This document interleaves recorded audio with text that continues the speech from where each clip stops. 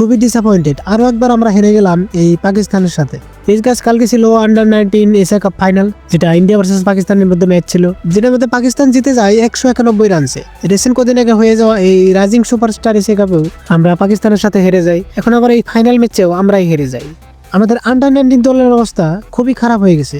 2022 পর্যন্ত 9টা ম্যাচের মধ্যে 8টিতে আমাদের ট্রফি ছিল, বাট এখন 3টে টুর্নামেন্টসে 2টো ফাইনাল হেরে গেলাম, তারপরে একটি লিগ স্টেজেও হেরেছি। না আছে আমাদের শক্তিশালী বোলিং, না আছে ব্যাটিং। এখানে আমাদের দলের বোলিং সাইডটা দেখে নাও একবার। পরে ওদের একজন ব্যাটার সামির মিনহাজ 172 রানসের ইনিংস খেলে দিয়েছে, কিন্তু আমাদের দল থেকে ভৈভব সূর্যবংশী, যেটা টি-20 বা স্পেশালি টি10 রানসের গতি বলতে পারো। তারপর next captain Ayush Mhatre, big flop. বাকি সবাই একের পর এক আউট।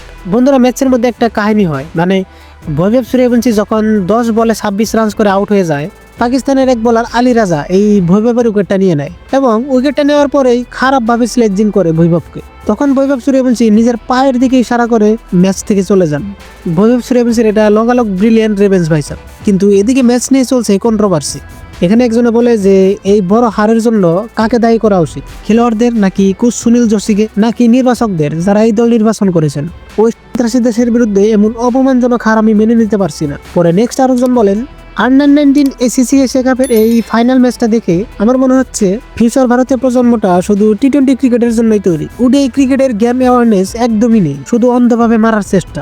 এ কারণে পাকিস্তানের বিরুদ্ধে আমরা 191 রানে ফাইনাল হেরেছি। তো বাকি আপনাদের কি মন্তব্য কমেন্ট করে বলে দিতে পারেন।